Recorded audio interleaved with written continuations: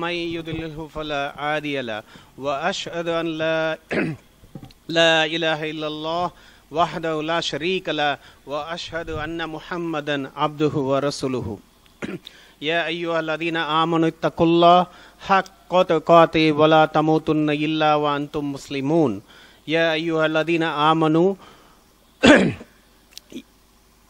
يا أيها الناس صدقكم ربكم الذي خلقكم من نفس واحدة وخلق منها زوجها وبث منهما رجالا كثيرا ونساء واتقوا الله الذي تساءلون به والأرحام إن الله كان عليكم رقيبا رب اشرح لي صدري ويسر لي أمري واحلل عقدة من لساني يفقهوا قولي ربي زدني علما أجمعين.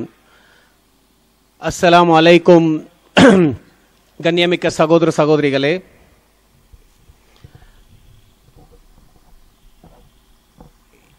இந்த அமர்வு எனக்கு மிகவும் ஒரு புதிய அமர்வு தான். எவ்வளோ இடத்துல எவ்வளோ நிகழ்ச்சிகளில் எவ்வளோ ஆயிரக்கணக்கான கூட்டங்கள் நடுவில் இருந்திருக்கிறேன். அப்போல்லாம் ரொம்ப தைரியமாக இந்த மியூசிக், இந்த நடன சம்மந்தப்பட்ட விஷயங்கள் எல்லாம் பண்ணியிருக்கிறோம். பட் ஆனால் இந்த அமர்வை பார்க்குறது ரொம்ப சிறப்பாகவும் ரொம்ப அழகாகவும் இருக்குது. அல்லாஹ் இந்த அமர்வை பரக்கத் செய்வானாக, நம்முடைய இந்த அமல்களை அல்லாஹ் ஏற்றுக்கொள்வானாக என்று கூறி என் உரையை நான் துவங்குகிறேன். எனக்கு இன்று கொடுக்கப்பட்ட தலைப்பு என் அழகிய முன்மாதிரி. என் அழகிய முன்மாதிரி யார் என்பது உங்கள் எல்லாருக்குமே நல்லா தெரியும். எனக்குன்றதை விட நமக்கு அழகிய முன்மாதிரி என்ன, அவங்க யாருன்றவங்க நல்லா தெரியும். ரசூலுல்லாஹி ஸல்லல்லாஹு அலைஹி வஸல்லம் அவங்களோட வாழ்க்கை தான் நம்மளோட அழகிய முன்மாதிரி. அவங்களுடைய சொல், செயல், அங்கீகாரம் இவைகள் தான் நம்மளுக்கு முன்மாதிரி. இந்த இடத்துல நான் ஒரு முன்மாதிரியாக நிற்க வச்சதோட காரணம் அது இல்லை, எப்படி இருக்கக்கூடாது, எந்த மாதிரி ஒரு லைஃப்பை நான் வாழ்ந்து அதை கடந்து வந்திருக்கேன்ற சொல்றதுக்கு தான் நான் வந்திருக்கேன். என்னுடைய இப்போ இருக்கிற பெயர் அப்துல் ரஹ்மான். என்னுடைய பழைய பெயர் ரகு. நான் தேவர் சமுதாயத்தில், உங்களுக்கு தெரியும், தேவர்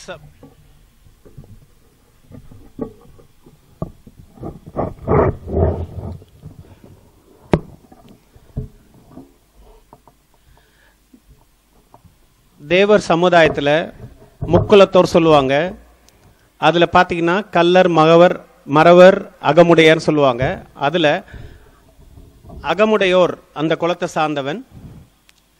என்னோட பூர்வீகம் தஞ்சை மாவட்டம்.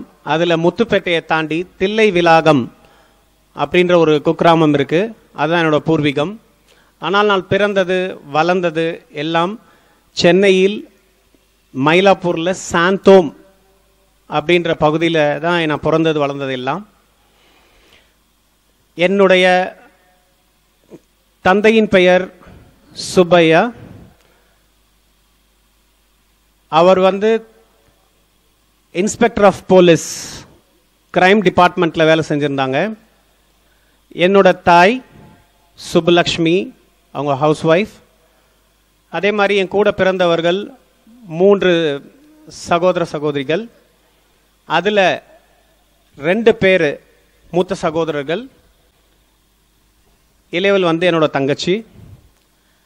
என்னுடைய பள்ளி படிப்பு பார்த்தீங்கன்னா ஒரு கிறிஸ்துவ பள்ளிக்கூடத்தில் 1ஆவதுலேருந்து 10ஆவது வரைக்கும் நான் படித்தேன். அதுக்கப்புறம் 11ஆவது 12ஆவது வகுப்பு படிப்பு தான் ஹையர் செகண்டரி ஸ்கூல். இந்த ஸ்டடீஸை பொறுத்த வரைக்கும் நான் ஒரு பிராமின் ஸ்கூலில் படித்தேன். என்னோட கல்லூரி படிப்பு, அந்த யூஜி கிராஜுவேஷன் பார்த்தீங்கன்னா கவர்மெண்ட் ஆர்ட்ஸ் காலேஜ் நந்தனம், அந்த கல்லூரியில் தான் நான் பயின்று வந்தேன். எனக்கு ஆக்சுவலாக விளையாட்டுன்னா ரொம்ப பிடிக்கும். எல்லாருக்கும் விளையாட்டுனா ரொம்ப பிடிக்கும். அதில் எனக்கு ஃபுட்பால், கிரிக்கெட் ரொம்ப பிடிக்கும். அதில் ஃபுட்பால்னால் ரொம்ப பிடிக்கும். அப்போ சிறு வயதில் என்னோட பள்ளி பருவத்தில் நான் ஸ்கூலில் இது பண்ணுறப்போ எனக்கு ஃபுட்பால் கற்றுக்கணுன்றது ரொம்ப ஆசை. நீங்கள் நினைக்கலாம் என்ன இந்த சப்ஜெக்ட்டுக்கும் ஃபுட்பாலுக்கும் என்ன லிங்க் இருக்குன்னு. ரொம்ப பெரிய லிங்க் இருக்குது. அதை இன்ஷால்லா பின்னாடி பேச வரப்போ உங்களுக்கு அது புரிய வரும். அந்த ஃபுட்பால் கற்றுக்கிறப்போ ஃபுட்பாலுக்கு மெயினாக தேவை பாலும் ஷூஸும் ரொம்ப முக்கியம். அதில் பார்த்தீங்கன்னா ஸ்கூலில் வந்து பால் கொடுத்துருவாங்க. ஆனால் விளையாடுற கற்றுக்கணும் அப்படின்னு பார்த்தீங்கன்னா கற்றுக்கிற கோச்சிங் வந்து ஃபீஸ் வந்து ஃப்ரீ தான். அப்போ என்னோட தகப்பனார்கிட்ட போயிட்டு நான் முறையிட்டேன், எனக்கு ஷூ வேணும், நான் வந்து விளையாட வரணுன்னா கற்றுக் கொடுக்கணுன்னா ஷூ கேட்டாங்க. அப்படின்றப்போ நான் சொன்னப்போ, என்ன நீ பேசுகிற, நம்ம குடும்பம் இருக்கிற அந்த சம்பாத்தியத்தில் இதெல்லாம் வந்து ரொம்ப கஷ்டம்னு சொல்லி என்னை அப்போவே வந்து அப்பா வந்து முடிச்சிட்டாங்க. அதுக்கப்புறம் என்ன, அதுக்காக வந்து விளையாடாமல் இருந்தது கிடையாது. பட் ஒரு ப்ரொஃபஷ்னலாக ஒரு விளையாட்டு துறையில் ரொம்ப மேலே வந்திருக்கலாம். அதுக்கும் காரணம் பின்னாடி உங்களுக்கு தெரிய வரும் இன்ஷா அல்லாஹ். அப்படி இருக்கப்போ என்ன ஆச்சுன்னா என் லைஃப் அப்படியே போச்சு. அந்த ஒரு குறுகிய வட்டத்தில் அந்த போலீஸ் குவார்ட்டர்ஸில் தான் என்னோடய வாழ்க்கை இருந்துச்சு. இஸ்லாத்தை தழுவுற வரைக்கும் நான் அந்த போலீஸ் குவார்ட்டர்ஸில் தான் இருந்தேன். அப்போ என்ன ஆகுது, காலேஜ் போகிறோம். அந்த காலேஜ் போகிறப்போ என்ன ஆகுது, அங்கே வந்து பார்த்திங்கன்னா உங்களுக்கு தெரியும் பலதரப்பட்ட மக்கள் இருப்பாங்க. அதாவது வெவ்வேறு ஊர்களிலிருந்து வந்திருப்பாங்க, வெவ்வேறு பள்ளிக்கூடத்தில் வெவ்வேறு சிலபஸ்லேருந்துலாம் வந்திருப்பாங்க. அப்படி வரும் பட்சத்தில் என்ன ஆகுது அப்படின்னு கேட்டிங்கன்னா, அந்த இடத்துல வந்து பார்த்திங்கன்னா டான்ஸ் தெரிஞ்ச ஒரு குரூப்புன்னு ஒன்று இருக்கும். கலையில் பார்த்திங்கன்னா ஒரு கலையிலையும் ஒரு குரூப்பாக இருப்பாங்க. அந்த மாதிரி இருக்கிறப்போ அவங்க வந்து என்னுடைய அந்த என்ன சொல்கிறது வே ஆஃப் ட்ரெஸ்ஸிங், என்னோட அந்த ஆடை அலங்காரம் நான் எந்த அளவுக்கு பண்ணுறேன்னு பார்த்துட்டு அவங்க என்ன பண்ணாங்க, என்னை வந்து கூப்பிடுறாங்க. என்ன அப்போ சீனியர்ஸ் அவங்க என்ன கூப்பிடுறாங்க, இந்த மாதிரி வந்து உனக்கு டான்ஸ் கற்றுக்க இன்ட்ரெஸ்ட் இருக்கா அப்படின்னு சொல்லி. எனக்கு ஏற்கனவே வந்து ஒரு தாக்கம் மனசில் இருந்தது. என்ன தாக்கம் அப்படின்னு பார்த்தீங்கன்னா, எனக்கு எதாவது அச்சீவ் பண்ணணும், அதுதான் என்னோட முழு நோக்கமாக இருந்துச்சு. அப்போ வந்து ஓகே, நம்மளை வந்து டான்ஸ் தானே கற்றுக் கொடுக்குறேன்றாங்க, அவங்களாம் வந்து கூப்பிட்றப்போ நம்ம இந்த வாய்ப்பை வந்து நழுவிடாமல் நம்ம பண்ணணும் அப்படின்னு சொல்லி சரின்னு சொல்லிட்டேன். அப்போ என்ன பண்ணுறாங்க, என்னை கற்றுக் கொடுக்குறாங்க. அந்த மாதிரி தான் அந்த டான்ஸ்ன்ற ஒரு நடனத்துறையில் வந்து அந்த மாதிரி ஒரு அழைப்பில் தான் நான் உள்ளே போகிறேன். போய் பண்ணுறப்ப என்ன ஆகுதுன்னா, அவங்க கற்றுக் கொடுக்குறாங்க, ஆர்வத்தோடு கற்றுக்கிறேன். பெரிய பெரிய அச்சீவ்மெண்ட்ஸ். இன்றைக்கி வந்து அந்த மாதிரி ஒரு அச்சீவ்மெண்ட்ஸை இன்றைக்கி கூட யாரும் பண்ணலை. அந்தளவுக்கு அச்சீவ்மெண்ட்ஸ் பண்ணியிருக்கிறோம். என்னோடய டீம் லீடராக நான் இருந்தேன். அப்படி இருக்கிறப்போ என்ன ஆகுதுன்னா, நான் சினிமா துறையிலையும் சரி, அந்த ஸ்டேஜ் பர்ஃபார்மன்ஸ் சொல்லுவாங்க, அந்த ஸ்டேஜ் பர்ஃபார்மன்ஸ்லாம் நீங்கள் கூட கேள்விப்பட்டிருப்பீங்க, பேப்பரில் படிச்சிருப்பீங்க. Filmfare awards, Cinema Express awards, Dinakaran awards, இந்த மாதிரி பெரிய பெரிய ஃபங்க்ஷன்லாம் நான் பார்ட்டிசிபேட் பண்ணியிருக்கிறேன். பெரிய பெரிய ஃபிலிம் ஆர்டிஸ்ட், இன்றைக்கி யாரெல்லாம் நீங்கள் பெருசாக நினைக்கிறீங்களோ அந்த மாதிரி ஆட்களோடலாம் நான் ஒர்க் பண்ணியிருக்கிறேன். இந்த மாதிரி ஃபீல்டெல்லாம் ஒர்க் பண்ணிகிட்டு இருக்கிறப்போ என்ன ஆகுது, ரொம்ப பிஸியாக இருக்கிறோம். அந்த மாதிரி ஒரு பிஸி ஸ்கெட்யூலில் போயிட்டுருக்கப்போ ஒரு நாளைக்கும் ஒரு 4 இடத்துல ப்ரோக்ராம் பண்ணணும், 5 இடத்துல ப்ரோக்ராம் பண்ணணுன்ற ஒரு நிலைமைக்கு நாங்கள் தள்ளப்படுறோம். மெட்ராஸில் வந்து பார்த்திங்கன்னா எங்களோட டீம் வந்து அந்தளவுக்கு ஒரு ஃபேமஸான ஒரு டீமாக இருந்துச்சு. அப்படி இருக்கப்போ எல்லாருடைய அந்த சினிமா துறையில் இருக்கிற உங்களோட கவனம், அங்கே இருக்கிற சினிமா துறையில் இருக்கிற நடனத்துறையில் இருக்கிறவங்க எல்லாருடைய கவனமும் எங்கள் பக்கம் திரும்புது, டைரக்டர்ஸ் முதற்கொண்டு. அப்போ பலவிதமான ப்ரப்போசல்ஸ் எங்களுக்கு வருது. இந்த மாதிரி வந்து உங்கள் டீம் வந்து ஒரு நண்பர்களான ஒரு இதில் நடிக்கணும், நீங்கள் வந்து இவங்களோட நடிக்கணும், அவங்களோட நடிக்கணும்னு சொல்லிட்டு எங்களை வந்து ஒருத்தர் மாற்றி ஒருத்தர் இது பண்ணால். காரணம் என்னன்னு கேட்டால், அதில் ஒரு தனித்துவம் இருந்துச்சு எங்களோட அந்த பர்ஃபார்மன்ஸில். அப்படி இருக்க பட்சத்தில் ஒரு நாள் என்ன, அது ரொம்ப பிஸியாக இருக்குது. ஜனவரி 28, 1994 அந்த வருஷம் 28, அந்த ஜனவரி 28 தான் என்னோட கால் வந்து முறியுது. ஸ்டேஜில் பார்த்தீங்கன்னா டான்ஸ் பண்ணிகிட்டே இருக்கோம். அந்த ஒரு அவார்ட் ஃபங்க்ஷன், நம்ம தமிழ்நாடு கவர்மெண்ட்டை சேர்ந்த ஒரு அவார்ட் ஃபங்க்ஷன் அது. அப்படி பண்ணிகிட்டு இருக்கப்போ ஆன் ஸ்டேஜில் பெரிய பெரிய பிரபலங்கள்லாம் இருக்கும் அந்த இடத்துல பர்ஃபார்மன்ஸ் பண்ணுறப்போ, அந்த ஸ்டேஜில் வந்து கால் என்னோட முட்டியில் வந்து ஒரு லெகமெண்ட் டேர் ஏற்பட்டு முறிஞ்சு நான் கீழே விழுறேன். அங்கே தான் என்னோடய லைஃபோட மாற்றம் ஏற்படும். நான் அன்றைக்கி நினச்சி பார்க்கவே இல்லை, என் லைஃப் அதோடு முடிஞ்சுதுன்னு நினச்ச நாள் அது ஆக்சுவலாக சொல்ல போனேன். ஏன்னா கால் வந்து நடக்க முடியாத ஒரு நிலை, என்னை ஸ்ட்ரக்சரில் வச்சு தூக்கிட்டு போன ஒரு சுச்சுவேஷன் அது. அந்த மாதிரி இருக்கிறப்போ என்ன ஆகுது அப்படின்னு பார்த்தீங்கன்னா, நான் வீட்டில் வந்து ஒரு பெட் ரெட்டில் இருக்கிற ஒரு சுச்சுவேஷன் ஏற்படுது. அந்த மாதிரி ஒரு சுச்சுவேஷனில் வந்து என்ன ஆகுதுன்னா, நான் வந்து என்னோடய நண்பர்கள் நடுவில் வந்து பார்த்தீங்கன்னா ஒரு என்ன சொல்கிறது, ஒரு ரொம்ப கலகலப்பாக, ஒரு பிரபலமாக, ஒரு கமாண்டிங் அந்த இதில் இருக்கிறோம். அப்படி ஒரு இதில் இருப்போம், என்னோடய பிடியில் தான் எல்லாமே இருக்கும் அந்த இடத்துல. அப்படி இருக்கப்போ என்ன ஆகுது, நண்பர்கள் வந்து நாங்கள் எல்லாம் ஒரு இடத்துல மீட் பண்ணுறது போய் நண்பர்கள் எல்லாம் என்னை தேடி வந்து மீட் பண்ணுற ஒரு சூழ்நிலைக்கு தள்ளப்படுது. ஏன்னா படுத்த படுக்க நான் படுத்தே இருக்கேன். எனக்கு காலை வந்து நீ ஏன்னா வந்து இடுப்புலேருந்து கணுக்கால் வரைக்கும் எனக்கு பார்த்தீங்கன்னா எனக்கு வந்து மாவுக்கட்டு போட்டிருந்தாங்க, பிளாஸ்டர் பிளாஸ் போட்டிருந்தாங்க. ரொம்ப கஷ்டம். டாக்டர் என்ன சொல்லிட்டாருன்னா 2 மாதத்தை நீங்கள் எதுவுமே பண்ண முடியாதுன்னு. பிரபலம், அந்தளவுக்கு ஒரு பிரபலம், பெருமைக்காகவே செய்யப்பட்ட காலம். அந்த இடத்துல சடனாக நான் அப்போவும் வந்து நான் என்னுடைய அந்த இந்து மதத்தில் தான் நான் இப்போ இருக்கிறேன். இது வரைக்கும் எனக்கு இஸ்லாம் எனக்கு கிடைக்கவே இல்லை. அந்த இடத்துல இப்போ யோசிச்சு பாருங்க, துனியா தான் முக்கிய நோக்கமாக இருக்கும், பிரபலம் இருக்கணும், அச்சீவ் பண்ணணும்னு நினச்சிட்டு இருந்த காலம். அந்த இடத்துல இப்படி ஒரு தொய்வு ஏற்படுறப்போ மன உளைச்சல் எந்த அளவுக்கு இருக்குன்னு பாருங்க. ரொம்ப மனசுக்கு வேதனைப்பட்டிருக்கிறேன், ரொம்ப ஆக்டிவாக இருப்பேன். அந்த மாதிரி ஒரு சுச்சுவேஷனில் இருக்கிறப்போ என்ன ஆகுது அப்படின்னு பார்த்தா, நண்பர்கள் என்னை தேடி வராங்க. எல்லாரும் அவங்க காலேஜ் முடிச்சுட்டு ஸ்கூல் முடிச்சுட்டு வந்து என்ன பண்ணுவாங்க, என்னை தேடி பார்த்துட்டு நலம் விசாரிச்சுட்டு போவாங்க. அந்த மாதிரி இருக்கிற ஒரு சூழ்நிலையில தான் 2 முஸ்லிம் சகோதரர்கள் ஒரே டைமில் மீட் பண்ண வராங்க. அவங்க எல்லாம் ஏரியாவில் பக்கத்தில் அதே மயிலாப்பூரில் இருக்கிறவங்க தான். அதில் ஒருத்தர் வந்து என் கூட நடனம் ஆடுறவர், இன்னொருத்தர் வந்து ஜஸ்ட் அந்த ஏரியா ஒரு ஃப்ரெண்ட், அவ்வளோதான் சொல்ல முடியும். இவங்க 2 பேர் என்னன்னா எனக்கு முன்னாடி வந்து பேசிக்கிறாங்க, அவங்களோட மார்க்கத்தை பற்றி பேசிகிட்டு இருக்காங்க. நான் படுத்திருக்கேன், எந்திரிச்சு கூட உட்கார முடியாது ரொம்ப நேரம், ஏன்னா வலிக்கும். பேசிகிட்டு இருக்கப்போ என்ன நடக்குது அப்படின்னு பார்த்தீங்கன்னா, அவங்க வந்து 2 பேருக்குள்ள வந்து ஒரு ஆர்கியூமெண்ட் நடக்குது. எனக்கு வந்து அரசல் பொருசலாக தான், ஏன்னா எனக்கு அந்தளவுக்கு மார்க்கத்தை பற்றி தெரியாதனால அவங்களோட பேசுகிற சப்ஜெக்டில் ஒரு சில வார்த்தைகள் மட்டும் எனக்கு இன்றைக்கும் ஞாபகம் இருக்குது, அதை மறக்க முடியாது. ஒருத்தர் என்ன சொல்கிறாரு, முருகர் கூட ப்ராஃபிட் தான் அப்படின்னு சொல்லி பேசுகிறாரு. இன்னொருத்தர் அஸ்தஃபிருல்லா அப்படின்னு சொல்லி அவர் இது பண்ணுறாரு. இந்த வார்த்தை ஞாபகம் இருக்குது. இது நிறைய அவங்க ஆர்கியூமெண்ட்ல மேலே போயிட்டே இருந்திருக்கு. போயிட்டே இருக்கிற பட்சத்தில் என்ன ஆச்சுன்னா, அவங்களுக்குள்ள ஒரு இதாகி ஒருத்தர் என்ன பண்ணுறாரு, என்ன கை காமிச்சு இதோ படுத்திருக்கிறான் பார் இவன், ஏன்னா எங்களோட குலத்தில் முருகர் அப்படின்ற ஒரு கடவுளை தான் வணங்கிட்டு இருந்தோம், இந்த படுத்திருக்கான் பார் இவன் நரகம் போகிறான். இந்த வார்த்தையை என்னால் மறக்கவே முடியல.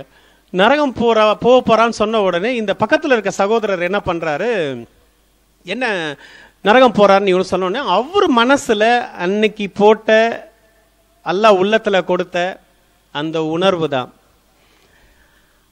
இவங்களுக்குள்ள அந்த வாக்குவாதம் நடந்து போச்சு. இவங்க ஏதோ பேசிக்கிறாங்க. எனக்கு 1-2 வார்த்தைகள் மட்டும் தான் ஞாபகம் இருக்கு. அடுத்த நாள் இந்த சகோதரர் வரல. ஆனா 2 பேருக்கும் மார்க்கத்தை பத்தி ஒண்ணுமே தெரியாது. அதுதான் எங்க பிரச்சனையே.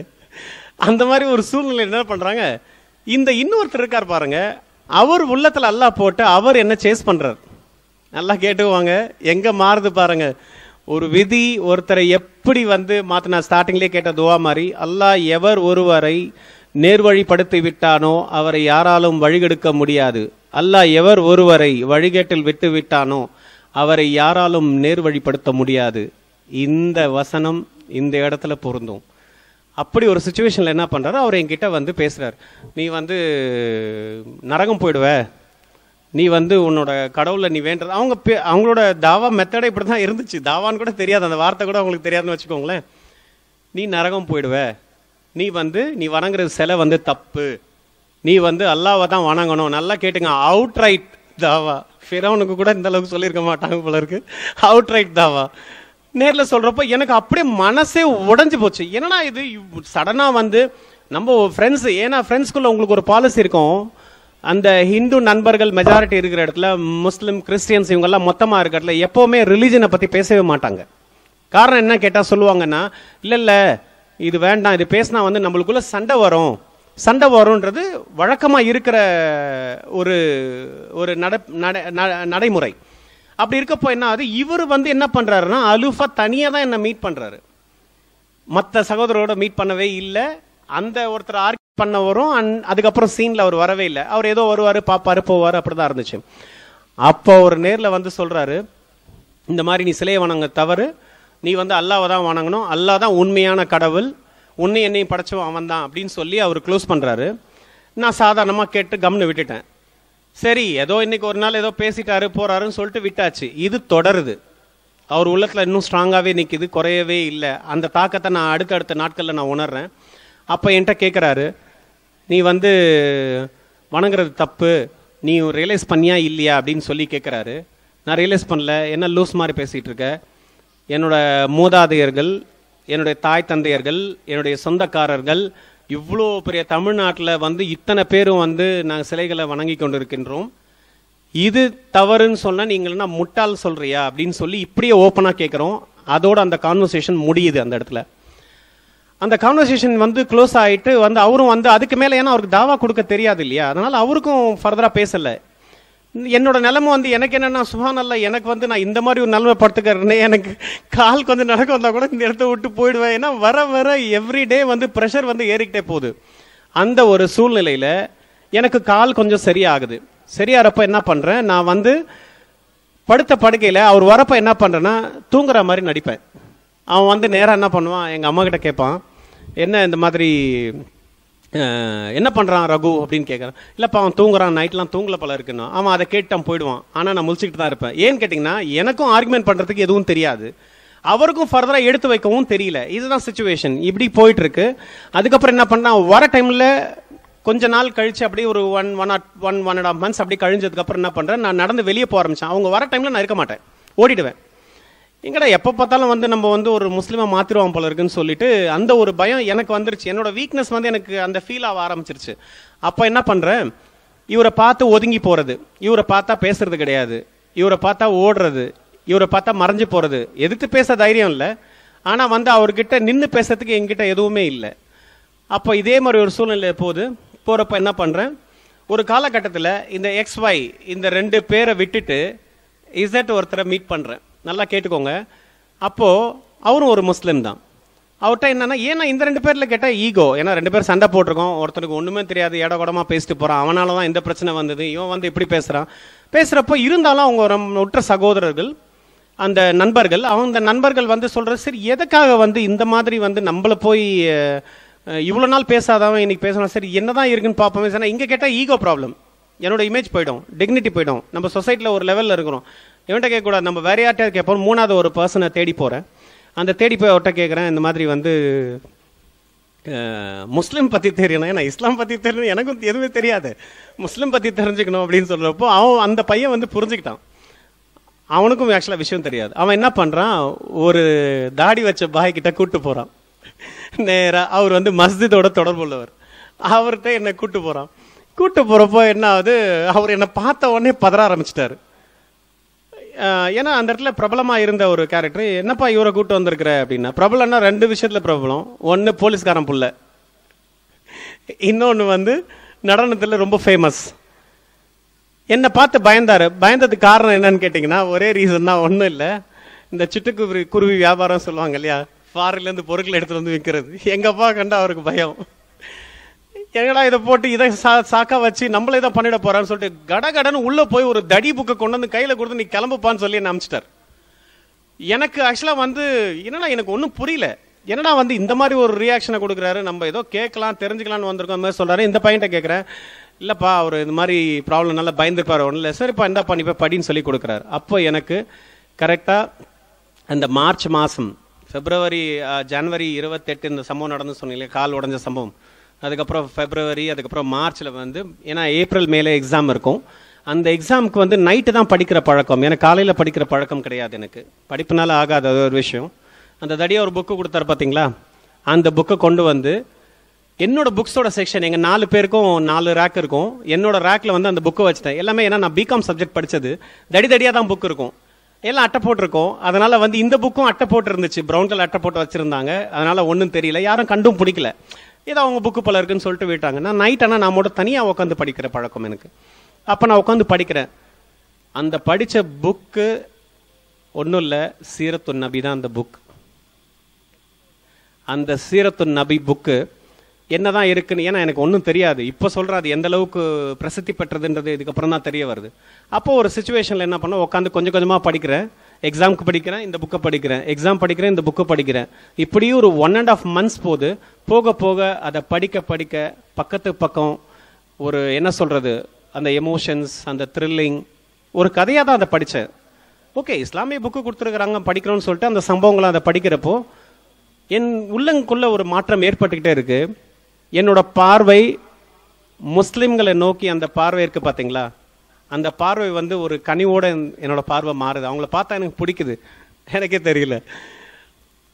ரொம்ப புரிஞ்சு படிக்கலன்னு வச்சுக்கோங்களேன். மேலட்டம் படித்தேன், பட் இன்னும் அதில் வந்து ஏதோ ஒரு விஷயம் வந்து அல்லாஹ் உள்ளத்தில் போடுறான், என்னால் அதை புரிஞ்சிக்க முடியல. அந்த புக்கை ஃபுல்லாக கம்ப்ளீட் பண்ணி, எந்த புக்கையும் என் லைஃப்பில் நான் ஃபுல்லாக படித்ததே இல்லை, சீரத்துன் நபி தான் நான் ஃபுல்லாக படித்த புக்கு என்னோட லைஃப்பில். அந்த மாதிரி ஒரு சுச்சுவேஷனில் அந்த புக்கை ஃபுல்லாக நான் கம்ப்ளீட் பண்ணுறேன். கம்ப்ளீட் பண்ணிவிட்டு எல்லாருக்கும் இருக்கிற ஒரு விஷயம் தான், எல்லாம் இதாயத்தை கொடுக்குறேன்னா அவங்களுக்கு வந்து என்ன பண்ணுவாங்க, நெக்ஸ்ட் லெவல் நான் என்ன பண்ணணுன்ற ஒரு லெவல் தான் கேட்பாங்க. அதே அந்த 3வது பர்சன்ட்டை போய் கேட்குறேன். படித்தேன், அந்த புக்கில் வந்து ஒரு விஷயம் வந்து எனக்கு மனசில் பதிஞ்சுது. தௌஹீத், இந்த ஓரிரை கொள்ளை, இஸ்லாமிக் மொனோதிசம், இது ரொம்ப ஸ்ட்ராங்காக படுது. வணக்கத்துக்குரிய இறைவன் அல்லாவை தவிர வேறு யாரும் இல்லை அப்படின்ற ஒரு விஷயம் வந்து ரொம்ப ஸ்ட்ராங்காக பதிஞ்சது. அந்த விஷயம் நேராக பண்ணல வந்து, சரி ஓகே இனிமேட்டு வந்து நம்ம முஸ்லீமாக தான் இருக்கணும். சரிப்பா, நேராக அந்த பையன்கிட்ட போகிறேன், இந்த மாதிரி நான் முஸ்லீம் ஆகணும் அப்படின்னு சொல்லி கேட்குறேன். என்ன பண்ணணுன்னா, ஒன்றும் இல்லை, திருப்பி அதே தாடி பாய்கிட்ட தான் கூப்பிட்டு போகிறான். திருப்பி அந்த தாடி பாய்கிட்ட கூப்பிட்டு போகிறோம். அது வரைக்கும் அவருக்கு எதுவுமே தெரியாது. அன்னைக்கு புக்கு கொடுத்ததோட அவரு கதையும் நம்ம கதையும் முடிஞ்சிருச்சு. திருப்பி போகிறேன், என்னப்பா திருப்பி கூப்பிட்டு வந்திருக்கிற அப்படின்னு சொல்லி கேட்குறாரு. இந்த மாதிரி வந்து அவர் முஸ்லீம் ஆகணும்னு சொல்கிறாரு, என்ன பண்ணணும்னு கேட்குறாருன்னு. வேற என்ன சொல்லியிருப்பாங்கன்னு நினைக்கிறீங்க? சகாதா கொடுத்தான்னு நினைக்கிறீங்களா? சத்தியமா கிடையாது, சுன்னத் பண்ணணும்னு சொன்னாங்க. நல்லா கேட்டுக்கோங்க, சுன்னத் பண்ணணுன்ற ஒரு வார்த்தையை சொன்னவனே எனக்கும் வந்து ஷாக்கா இருந்தது. ஒரு பக்கம் வந்து பயப்படலைன்னு வச்சுக்கோங்களேன். பட் எப்படி என்ன இதுன்னு ஓகே, எனக்கும் அந்த ஏன்னா அந்த இடத்துல இருக்க மைண்ட் செட் அதுதான், சுன்னத் பண்ணணும், கத்னா பண்ணணும், அதுதான் வந்து ரொம்ப ஒரு ப்ரையாரிட்டியா வந்து வச்சிருந்தாங்க. அப்போ என்ன பண்றாங்க, இவங்களுக்குள்ள பேசி ஒரு முடிவு பண்றாங்க. ஒரு 1 வீக் கழிச்சு வந்து, என்னப்பா நீ பண்ணிக்கிறியான்னு சொல்லி இவன் வந்து என்ன கேட்கறான். அப்போ என்ன கூட்டு போறாங்க. சென்னையில் பார்த்தீங்கன்னா கத்னாக்கா கர்ன்னு சொல்லி கேள்விப்பட்டிருப்பீங்க, சென்னையை சார்ந்தவங்களா இருந்தால் அவங்களுக்கு கண்டிப்பாக தெரிஞ்சிருக்கும். கூட்டு போனாங்க. அந்த இடத்துல எனக்கு கொண்டு போய் அந்த என்ன முறை பண்ணணுமோ அதை பண்ணிட்டாங்க. ஷஹாதா அப்பையும் வாங்கலை. நல்லா கேட்டுக்கோங்க. அப்போ என் வீட்டில் என்ன பண்ணுறேன், நான் 1 வீக் வந்து இந்த ப்ரோக்ராம் விஷயமா இருக்குது, கோயம்புத்தூர் போகிறேன்னு சொல்லிட்டு நான் என்னுடைய 11-12 வயசில் நான் அந்த 11th and 12th படித்த என் கூட இருந்த கிறிஸ்துவ நண்பர், கத்னா பண்ணது ஒரு இடம், நான் போய் இருந்தது கிறிஸ்தவ சகோதர வீட்டில். அவர் எனக்கு அடைக்கலம் கொடுக்குறார் அந்த இடத்துல. அல்லாவுடைய எவ்வளோ பெரிய உதவி பாருங்கள். அந்த இடத்துல தங்கியிருக்கேன். அவங்க வீட்டில் யாரும் இல்லை, அவங்க அம்மா அப்பா ஊருக்கு போயிட்டாங்க.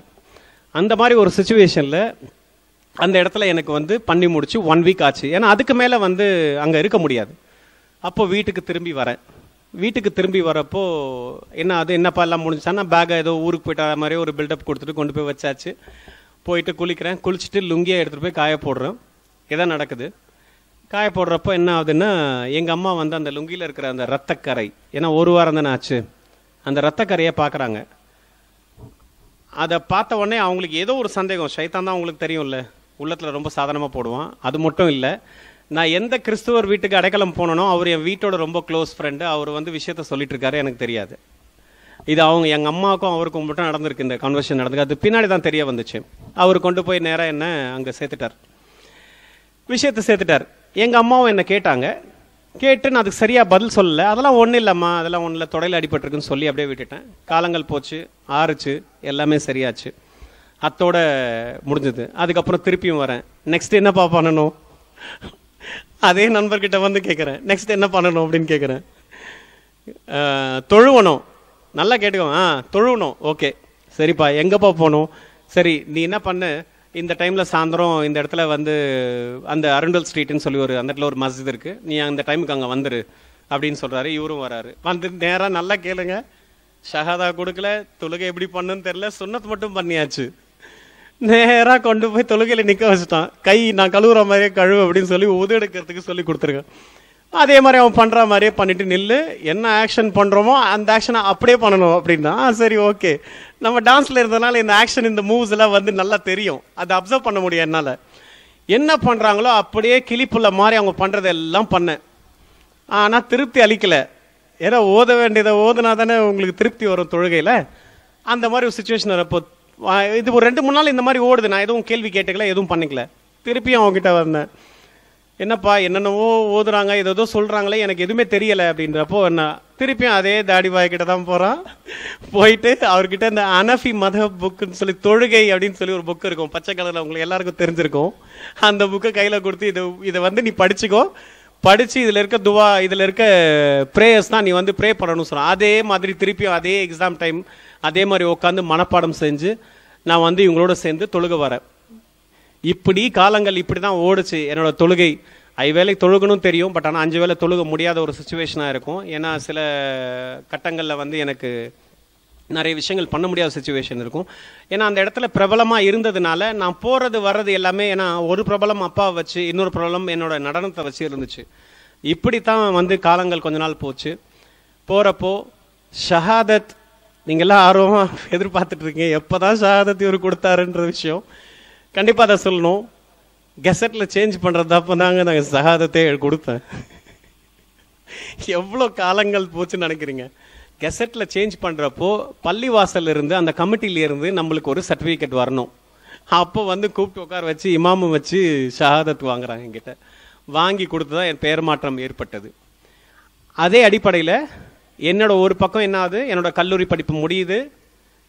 2வது கட்டமாக என்ன பண்ணுறேன், I was force to go for the work. நான் வேலைக்கு போய் ஆகணும். டிகிரி முடிச்சாச்சு, டிகிரி முடிச்சுன்னா வேலைக்கு போகணும். அந்த மாதிரி வேலைக்கு போகிற ஒரு சுச்சுவேஷன் ஏற்படுது. வேலைக்கும் போகிறேன். ஒரு பெரிய ஒரு கம்பெனியில் வந்து மார்க்கெட்டிங் சீனியர் சேல்ஸ் எக்ஸிக்யூட்டிவாக ஜாயின் பண்ணுறேன். அது ஒரு பக்கம் போயிட்டுருக்கு.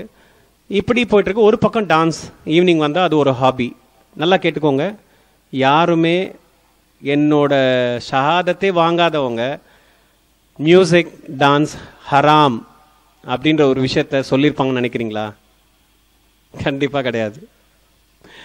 சரி, சொல்லிதான் தரல, என்ன பண்ணாங்க, ரியாக்ஷன் எப்படி இருந்ததுன்னா பெருமைப்பட்டாங்க.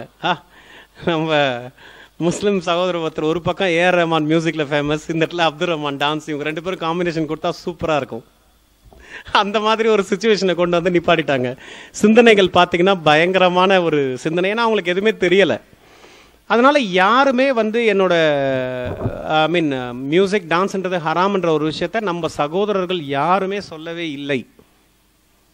இதுதான் ஆச்சரியக்குரிய ஒரு சம்பவம். சொல்லி இருந்தால் அப்பொழுதே அல்ஹம்துலில்லாஹ் நான் விட்டிருந்திருப்பேன்.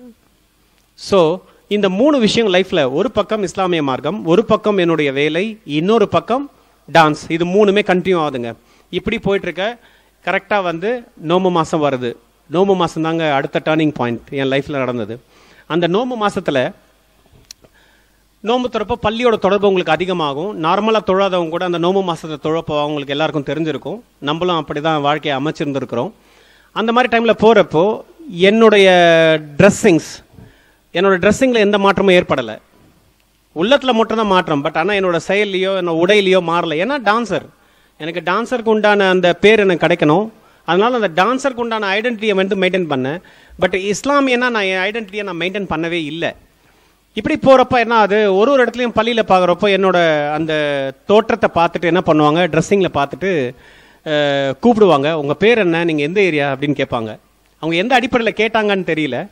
இல்லை, என்னோட பேர் வந்து அப்துல் ரஹ்மான், நான் இந்த ஏரியாவில் இருக்கேன், என்ன பண்ணுறீங்க அப்படின்ற. அவங்க எப்போவுமே ஒரு மனசில் ஒரு சந்தேகம், என்ன ட்ரெஸ்ஸிங்கை பார்த்துட்டு இவர் வேறு ஏதோ சம்மந்தப்பட்டவர் அப்படின்ற ஒரு உணர்வு மட்டும் அவங்களுக்கு இருந்திருக்கு. இல்லை, இந்த மாதிரி சொல்லுவேன், நான் வந்து ரொம்ப பெருமையாக சொல்லுவேன், நான் வந்து இஸ்லாத்துக்கு வந்திருக்கேன், நான் இப்போ தான் வந்திருக்கேன்னு சொன்னேன். அப்போது ஃபர்தராக கேள்வி கேட்பாங்க, என்ன பண்ணுறீங்க, இந்த மாதிரி நான் டான்ஸராக இருக்கிறேன்னு சொல்லி ரொம்ப பெருமையாக சொல்லிப்பேன். இந்த மாதிரி கேட்டவங்க பலர். அதில் சிலர் வந்து அல்ஹம்துலில்லாஹ் அப்படின்னு சொன்னவங்களும் இருக்கிறாங்க. சிலர் வந்து துவா செய்யுங்க, அல்லாஹ் வந்து நம்ம எல்லாரையும் கைட் பண்ணுவான்ற வார்த்தையும் சொன்னாங்க. ஓப்பனாக சொல்லலை, அதோட அர்த்தம் எனக்கு ரொம்ப லேட்டாக தான் புரிஞ்சுது. இப்படி கொஞ்சம் நாட்கள் போகுது. ஆனால் போகிற இடத்துலாம் பார்த்தீங்கன்னா என்ன பார்த்தீங்கன்னா லாங் ஹேர் ஸ்டைல் வச்சுட்டு, லாங்காக இருக்கும் என்னோட ஹேர்லாம். ஏன்னா ஒரு டான்ஸர் அடையாள படத்தில் ரொம்ப கிளியராக இருப்பேன். அதனால் நான் வித்தியாசமாக தெரியறதுனால கண்டிப்பாக கேட்பேன். ஆனால் தொழுகைக்கு போவோம் வருவேன் ரெகுலராக. அதனால் கேள்விகள் பல இருந்துச்சு, என் மேலே கேட்டுக்கிட்டே இருந்தாங்க. அந்த மாதிரி கேட்குறப்போ ஒருத்தர் மதுரையை சேர்ந்தவர் ஆரிஃப்னு சொல்லி ஒருத்தர் வந்திருந்தார். அவர் மயிலாப்பூரில் ஒரு பள்ளிவாசல் இருக்குது, லஸ் அந்த கார்னர் கிட்ட. அங்கே ஒரு அசர் தொழுகைக்கு நான் போயிருந்தேன். இதே மாதிரி ஒரு உடையில் நான் போயிருந்தேன். ஏன்னா ப்ராக்டிஸ் முடிச்சுட்டு அங்கே போவேன். போயிட்டு தொழுதுட்டு வரப்போ அவர் என்னை பார்த்துட்டு சலாம் சொல்லி வாலண்டியராக வந்தார். வந்துட்டு உங்கள் பேர் என்னன்னு சொல்லி அறிமுகப்படுத்திட்டார். அவர் பேரையும் அறிமுகப்படுத்திக்கிட்டாரு. நான் இந்த மாதிரி சார்ந்தவனு நீங்கள் என்ன பண்ணுறீங்கன்றப்போ நான் டான்ஸ் இந்த ஃபீல்டை பற்றி பேசுகிறப்போ சொன்னார், டான்ஸ் ஹராம்னு அவரும் சொல்லலை. அவர் என்ன சொன்னார், நீங்கள் பள்ளிவாசலுக்குன்னு ஒரு கண்ணியம் இருக்குது, நீங்கள் வந்து உங்கள் உடைகளை கொஞ்சம் நீங்கள் மாற்றிக்கிட்டிங்கன்னா உங்கள் லைஃப் மாறும் அப்படின்னு சொல்லி அவர் சொல்கிறாரு. நானும் மறுப்பு தெரியல, எனக்கு ஆர்கியூமெண்ட் பண்ணுற பழக்கம் கிடையாது. அவர் சொன்ன உடனே நான் என்ன பண்ணேன், எடுப்பார் கைப்பிள்ளை மாதிரி தானே. ஏன்னா மார்க்கம் வந்து ஒரு வாட்டியும் பள்ளிவாசலில் போடுறப்போ, ஜும்மா குத்பால கேட்குறப்போ, இவங்க ஏதாவது தப்லீகி ஜமாத் பீப்புள் இருப்பாங்க, அது மாதிரி ஜமாத் பீப்புள் ஒருத்தரும் பேச்சு வார்த்தைகள் அவங்க கூட நிற்கிறது, அப்படி கற்றுக்கிட்டு தான் மார்க்கம். ரொம்ப நாள் ஆச்சு நான் வந்து போய் கற்றுக்கிறதுக்கு. அப்படி இருக்க பட்சத்தில் வந்து அவர் சொல்கிறாரு, சொன்ன உடனே என்ன பண்ணுறேன், என்னுடைய இந்த செயலை வந்து அந்த ஆரிஃப் அப்படின்னு சொல்கிற அவர் ஒருத்தர் சொன்னதுக்கு அப்புறம் தான் அந்த மாற்றம் ஏற்படுது. உடை மாத்திர ஒரு நாளைக்கு 2 ட்ரெஸ், மஸ்ஜிதுக்கு ஒரு ட்ரெஸ், ப்ரொஃபஷனுக்கு ஒரு ட்ரெஸ். அப்பையும் நான் விடலை. அப்போ என்ன பண்ணுறேன், இது கொஞ்ச நாள் போகுது. கொஞ்ச நாளுக்கு அப்புறம் வந்து என்னால் அது போட்டுட்டு இருக்க முடியல. ஒரே ட்ரெஸ் என்ன 2 ட்ரெஸ்ஸை மாற்றிட்டு ஒரு வேலையாக இருக்கு. அப்போ என்ன பண்ணுறேன், டான்ஸை காம்ப்ரமைஸ் பண்ணிட்டு தொழுகைக்கு ப்ரிஃபரன்ஸ் கொடுத்து என்ன பண்ணுறேன், என்னோட உடையை வந்து ஒரு ஜென்டலான ஒரு ட்ரெஸ்ஸுக்கு மாற்றிக்கிட்டு தொழுக வரேன். காலங்கள் அப்படியே போகுது. அந்த ஆரிஃபோட தொடர்பும் கொஞ்சம் ஏற்பட்டுச்சு. ஃபோன் பண்ணுவார், பேசுவார், அந்த மாதிரி கொஞ்ச நாள் ஓடிச்சு. அப்படி பேசிகிட்டு இருக்கப்போ கொஞ்ச நாள் கழிச்சு இது பண்ணுறாரு. இன்னும் சிலர் மூலியமாக என்ன பண்ணுறாங்க, டான்ஸுன்றது ஹராம்ன்றது சிலர் அவங்க ஃபேஸ்லாம் எனக்கு ஞாபகம் இல்லை, இந்த ஃபீல்டு வந்து பண்ணக்கூடாது, மியூசிக் ஹராம் ஆச்சு அப்படின்னு சொல்லி கேள்விப்படுறேன். அப்படி கேள்விப்படுறப்போ என்ன ஆகுது, நான் வந்து இன்னொரு நோன்பு, ரமதான் நோம்பில் வந்து என்ன பண்ணுறேன், குரான் தமிழாக்கம் உட்காந்து படிக்கிறேன். குரானில் எங்கே தான் சொல்லியிருக்கு ஹராம்ன்றதை? ரஹ்மான்லாம் மியூசிக் பண்ணிட்டு தானே இருக்கிறாரு, அது யாருமே கேட்கலையே, அவர் யாரும் கேட்டதாகவும் தெரியலையே. இந்த மாதிரிலாம் சோதப்படுறேன், உட்காந்து படிக்கிறேன். அப்பயும் வந்து மியூசிக் டான்ஸ் ஹராம்ன்றது எனக்கு தெரியல, ஏன்னா ஹதீஸோட விளக்கமும் எனக்கு தெரியாது. இப்படி கொஞ்ச நாள்கள் போகுது. ஆனால் அந்த கேள்வி, ஒரு குறுகுறுப்பு, அங்கே மக்கள் என்ன அணுகிற விதம், இந்த மாதிரி இன்டைரக்டாக நடக்கிறது வந்து எனக்கு வந்து மஸ்ஜிதுக்குள்ளே வந்து போகிறப்போ ஒரு என்ன சொல்கிறது, ஒரு கவலை ஏற்படுத்தும். ஒரு ஃப்ரீயாக போக முடியல. தெரியாத வரைக்கும் எனக்கு பிரச்சனை இல்லாமல் இருந்தது. இந்த மாதிரி சொல்லி தெரிஞ்சதுக்கப்புறம் இந்த மாதிரி உள்ளே போகிறதுக்கும் தொழுவுறதுக்கும் அப்போ என்ன பண்ணேன், என்னோட ஹேர் ஸ்டைலை கட் பண்ணுறேன், ட்ரெஸ்ஸை மாற்றினேன். கொஞ்ச நாள் கழிச்சு என்னோட ஹேர் ஸ்டைலை வந்து கட் பண்ணி ஒரு நார்மல் தோற்றத்துக்கு வரேன். வந்ததுக்கப்புறம் நினச்சி என்ன கேள்வி கேட்குறதெல்லாம் நின்றுடுச்சு. காரணம் என்னன்னா, நானும் வந்து ஒரு சக முஸ்லீம்களோட கூட்டத்தில் நானும் அந்த ஜமாவோட சேர்ந்துட்டேன். எனக்கு அது புரிய வந்தது ரொம்ப அழகான முறையில். அப்போ கொஞ்சம் ஃப்ரீ ஆச்சு. இப்படி கொஞ்ச நாட்களில் கடந்து போயிட்டே இருந்துச்சு. போனதுக்கப்புறம் சில இடத்துல இந்த தர்பியா நிகழ்ச்சிகள்லாம் நடக்கும், ரிவார்ட்ஸ்க்கு நடக்கிற இந்த மாதிரி நடக்கிறதுலாம் போக ஆரம்பிக்கிறப்ப தான் அந்த இடத்துல கொஞ்சம் கொஞ்சமாக அந்த இடத்துல நிறைய விஷயங்களை வந்து நான் வந்து கேள்விப்படுற ஒரு பாக்கியம். இந்த இஸ்லாமிய அந்த வாழ்வோட நெறி, இந்த விஷயங்கள் எல்லாம் கற்றுக்க ஆரம்பித்ததுக்கப்புறம் அல்ஹம்துலில்லாஹ் டான்ஸ் என்னை விட்டு வெளியே எடுக்கப்படுது. என்னை விட்டு அந்த நடனம்ன்ற ஒரு விஷயம் வந்து, நான் பெரிய ஒரு டான்ஸ் ஸ்டுடியோவே ரன் பண்ணிட்டு இருந்தேன். ஆக்சுவலாக அந்த டான்ஸ் ஸ்டுடியோவையே க்ளோஸ் பண்ணுற ஒரு situation. I was force to close. Allah வந்து என்னை ஃபோர்ஸ் பண்ணி க்ளோஸ் பண்ண வச்சான். என் லைஃப்பில் அந்த இதயத்தில் ஏற்பட்ட மாற்றம் கொஞ்ச நாள் கழித்து அந்த டான்ஸோட மேலேயும் ஒரு வெறுப்பு ஏற்பட்டுச்சு. அல்ஹம்துலில்லாஹ் அல்லாஹ் சுப்ஹானஹு தஆலா வந்து அந்த டான்ஸை என்னிலிருந்து வெளியே எடுத்துட்டான். இது மட்டும் இல்லை, மூவியில் வந்து இந்த டான்ஸோட இதில் மூவியில் வந்து அதில் மெம்பராக இருந்தேன். எல்லா விஷயத்தையும் விட்டு டோட்டலாகவே நான் அந்த இதை விட்டு நான் வெளியே வர ஒரு சூழ்நிலை ஏற்பட்டது. அல்ஹம்துலில்லாஹ் வெளியே வந்தேன். வெளியே வந்து பெரிய பெரிய ஸ்காலர்ஸ், மதனி ஸ்காலர்ஸ், அவங்களோட ஒர்க் ஷாப்ஸ், அந்த மாதிரி தொடர்புகள் அதாவது மாறுது. என் ஃபோன் நம்பரில் வந்து பார்த்தீங்கன்னா எல்லாம் மாற்று மத சகோதரர்கள் நண்பர்கள் எல்லாம் இருக்க எல்லாமே வந்து இஸ்லாமிய நண்பர்கள் எல்லாம் மாறுது. டோட்டலாக வந்து வெறும் பேர் தான் இருக்கும். முருகன் இருக்கும், ஐயப்பன் இருக்கும், டெல்லி ராஜன் இருக்கும், ஜான் இருக்கும், ரவி இருக்கும், இப்படி இருக்கும். இதெல்லாம் மாறி பிரதர் இஸ்மாயில், பிரதர் யூசப், எல்லாமே மாறுது. மாற்றங்கள் ஏற்படுது. எதை நோக்கி? இந்த ரசூல் ஸல்லல்லாஹு அலைஹி வஸல்லம் அவங்களுடைய அந்த வாழ்வியல் தான் என்னோட லைஃப்பை வந்து மாற்றுச்சு. தெரிஞ்சோ தெரியாமலோ அல்ஹம்துலில்லாஹ் அந்த புத்தகம் வந்து என்னோட லைஃப்பை வந்து மாற்றுச்சு. அதன் பின்பு தான் எல்லா வித ஒரு மாற்றங்கள் ஏற்பட்டது. இப்போ ஷேக் ஆலிம் சார் சொன்ன மாதிரி இந்த இடத்துல இப்போது மஸ்ஜிதில் வந்து ஒரு பொறுப்பு கொடுத்துருக்குறாங்க, அல்ஹம்துலில்லாஹ். அந்த இடத்துல அமல்கள் வந்து என்னோட கண்ட்ரோலில் கொடுத்துருக்குறாங்க. எந்த அளவுக்கு ஒரு கண்ணியத்தை கொடுத்துருக்காருன்னு சொன்னால் அல்ஹம்துலில்லாஹ், அது காரணம் வந்து ரசூலுல்லாஹி ஸல்லல்லாஹு அலைஹி வஸல்லம் அவங்களுடைய சொல், செயல், அங்கீகாரம், இந்த 3 விஷயம்தான். இதுதான் என் லைஃப்பை மாற்றுச்சு. அதுக்கப்புறம் பார்த்தீங்கன்னா அல்ஹம்துலில்லாஹ், என்னோட ஒய்ஃப், எனக்கு 2 பசங்க இருக்காங்க. இவங்க இந்த இஸ்லாமிய வாழ்க்கைக்கு என்னோட லைஃப்பில் வந்து ரொம்ப சப்போர்ட்டிவாகவே இருந்திருக்கிறாங்க. அவங்களும் வந்து மார்க்க விஷயங்களை கற்றுக்கிட்டாங்க. அவங்களும் நல்ல ஒரு பிரசன்ட் காலேஜ்லாம் கேள்விப்பட்டிருப்பீங்க, அந்த இடத்துல இஸ்லாமிய கல்வி கயிறாங்க. என்னோட பொண்ணும் அங்கே தான் படிக்கிறாங்க. இவங்க மூலிமா ஒரு ஃபேமிலி பியூட்டிஃபுல்லாக அமைஞ்சுது, ரொம்ப அழகான முறையில் அமைஞ்சுது. அல்ஹம்துலில்லாஹ். சில வருடங்களுக்கு முன்பாக நான் சொல்கிறது வந்து ஒரு 12 இயர்ஸ் இருக்கும். என் லைஃப்பை விட்டு மூவி போச்சு, டிவி போச்சு, மியூசிக் போச்சு, எல்லாமே அல்ஹம்துலில்லாஹ் என் லைஃப்பை விட்டு போச்சு. எங்கள் வீட்டில் டிவி கிடையாது, கிட்டத்தட்ட 12 வருஷமாக கிடையாது. அதுவும் ரமதான் மாதத்தில் நடந்த ஒரு அதிசயம்தான். அதுவும் வந்து ஃபோர்ஸபிளாக நான் பண்ணலை, அதையும் வந்து ஃபேமிலியோட மொத்த சம்மதத்தோடு நடந்த ஒரு விஷயம். ஜென்ரலாகவே தெரியும், நிறைய பேர் மற்ற நாட்களில் டிவி பார்ப்பாங்க, ரமதான் மாதம் வந்த உடனே கேபிள் கனெக்ஷன்லாம் எடுத்துருவாங்க. அந்த மாதிரி ஒரு நடந்த சம்பவத்தப்போ கரெக்டாக ரமதான் அன்னைக்கு, அந்த பெருநா அன்னைக்கு வந்து நான் என் பசங்கிட்ட கேட்குறேன், எனக்கு விருப்பம் இல்லை. ஏன்னா நான் வந்து நிறைய கிளாஸஸ் போக ஆரம்பித்தேன், நிறைய விஷயங்களை கற்றுக்க ஆரம்பித்ததுக்கப்புறம் எனக்கு விருப்பம் இல்லை. அதனால் வந்து இந்த டிவி எடுக்கலான்ட்டு அவங்கக்கிட்ட நான் வந்து மஷூரா பண்ணுறேன். அதுக்கு வந்து அல்ஹம்துலில்லாஹ் அல்லாஹ் வந்து அவங்க மூலிமா சொல்கிறா, நீங்கள் எங்களுக்கும் வேணாம். அப்போ என்ன என் பசங்களுக்கு என்ன பெரிய வயசு இருக்கும்னு நினைக்கிறீங்க? 9 வயசு 8 வயசு பசங்க. அவங்க இல்லை டாடி எனக்கு வேண்டாம், நீங்கள் வந்து எடுத்துருங்கன்னு சொன்னாங்க. அது எங்கள் லைஃப்பில் நிறைய மாற்றங்கள் ஏற்படுத்துச்சு. பிகாஸ் ஈவினிங் அந்த மாதிரி டேஸில் ஃப்ரீயாக இருக்க நேரத்தில் உட்காந்து சீரியலையும் பாட்டியும் சினிமாவையும் படங்களையும் பார்த்துருக்க நேரத்தில் என்ன குரான் கற்றுக்கிற விஷயங்கள், நிறைய லெக்சர்ஸ் கேட்குற ஒரு வாய்ப்பு கிடச்சிது. ஒருத்தரை மாற்றி ஒருத்தர் இன்னைக்கு வரைக்கும் நிறைய விஷயங்களை வந்து ஒருத்தரை மாற்றி ஒருத்தர் ஷேர் பண்ணி கொடுக்க ஒரு பாக்கியம் ஏற்படுத்துது.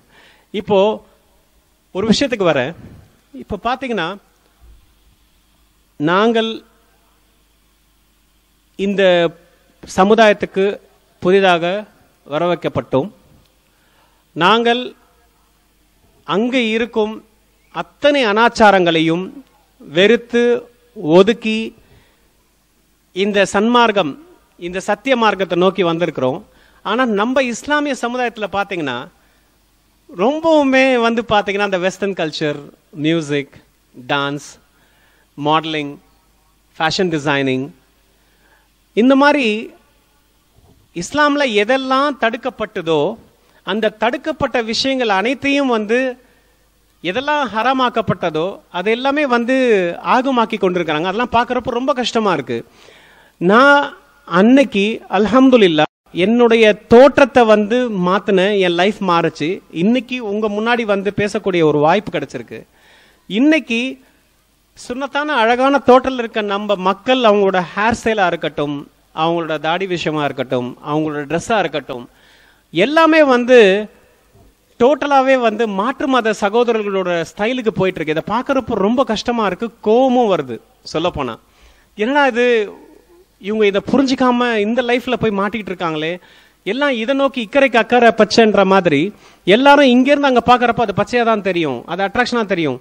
அந்த மாதிரி நம்மளுடைய சகோதரர்கள் சகோதரிகள் எல்லாம் வந்து இந்த அந்நிய அந்த உடை, அந்த சினிமா காட்டுற அந்த விஷயங்களை வந்து அட்ராக்ட் ஆகி அங்கே போகிறத பார்க்குறப்ப ரொம்ப கஷ்டமாக இருக்குது. சகோதர சகோதரிகளே, நீங்கள் எல்லாமே வந்து இதை மாற்றிக்கணும். எந்த ஒரு சமுதாயமும் தன்னை மாற்றிக்கொள்ளாத வரை அவர்களோட நிலையை மாற்ற மாட்டோம்.